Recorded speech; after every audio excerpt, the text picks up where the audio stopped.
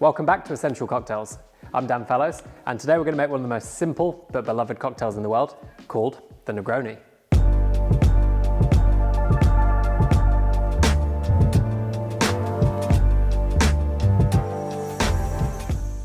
So when I said the Negroni is a simple drink, it really is. It contains 3 ingredients, which are all completely different, but bring something to the final drink and work so well together. And if you want to trace back the origins of a Negroni, it's actually quite easy to see how this drink's developed over time, starting with a drink called a Milano Torino. So Milano Torino is a really simple drink, the first ingredient being from Milan, which is going to be Campari, hence Milano, and the second is going to be from Turin, which is a vermouth from Torino, and I'm going with Cocchi Storico Vermouth di Torino.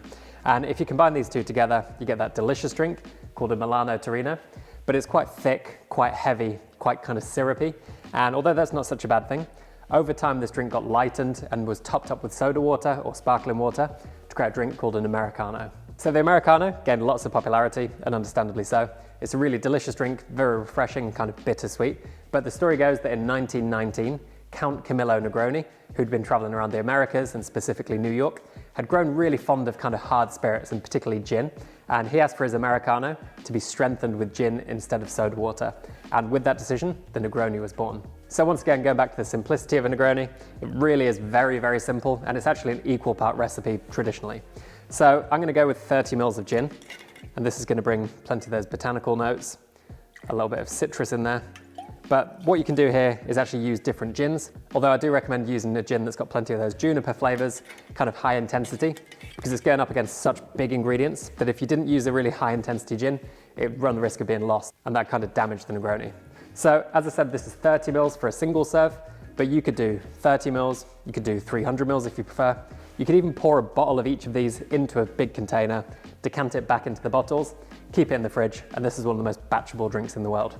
And once again, referring back to that equal parts formula, some people like to change the amount of gin in here, increasing it to give a little bit more of the kind of booziness, bringing down the bittersweet and herbal characteristics, and making a slightly lighter drink. So whereas we're gonna go 1 to 1 to 1, some people might go 1.5 parts gin to 1 part vermouth and 1 part Campari. Some people might even go 2 to 1 to 1. Experiment with this to find your own perfect ratio, but we're gonna keep things kind of classic here. Equal parts is a really good starting point. So to 30 mils of our gin, we're gonna go 30 mils of Campari. And this brings those really nice inherent bittersweet notes, some kind of citrus in there, a little bit of kind of pithy peel, and a little bit of rhubarb as well. But you can also experiment with other bittersweet ingredients here. You could use Amaro, but if you don't like that really high bitterness, or the relatively high bitterness, you could go with something like Aperol, which is a lower intensity, lower ABV, and slightly less bitter option. So keeping the kind of DNA of a Negroni, but making it a little bit more approachable, a little bit less bitter, and probably suitable for people who aren't keen on that high bitterness in the drink. So that's one option. And then the second option we have is with your vermouth. So I really like Cocchi Storico. I think it's really delicious. It's got a nice balance of herbals and sweetness in there, but there are many other vermouths on the market.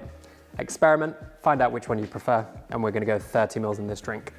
So that's our base, very simple, equal parts put together. This is a single serve, but if you've gone for a bigger batch size, keep it in the fridge. It'll keep forever in the fridge, and you've got a Negroni ready to go whenever you want it. So that's a good option. But now we're gonna stir this down with plenty of ice for our single serve Negroni. So because these are quite high intensity ingredients and quite syrupy, you do want to get an adequate amount of dilution in here. And if you want to learn more about dilution, I'll link a video above, which is going to cover all the kind of fundamentals of dilution, which you can watch at your leisure. But now we're going to serve up our Negroni. So to serve the drink, I'm just going to strain this over a nice big clear ice cube, which I can teach you how to make above. But if you don't have this, you can use cubes, you can use a big block of ice, whichever works for you. And then to finish off the drink, it's going to take a nice big swathe of orange peel, because that citrus really cuts through the kind of sweeter elements in the drink.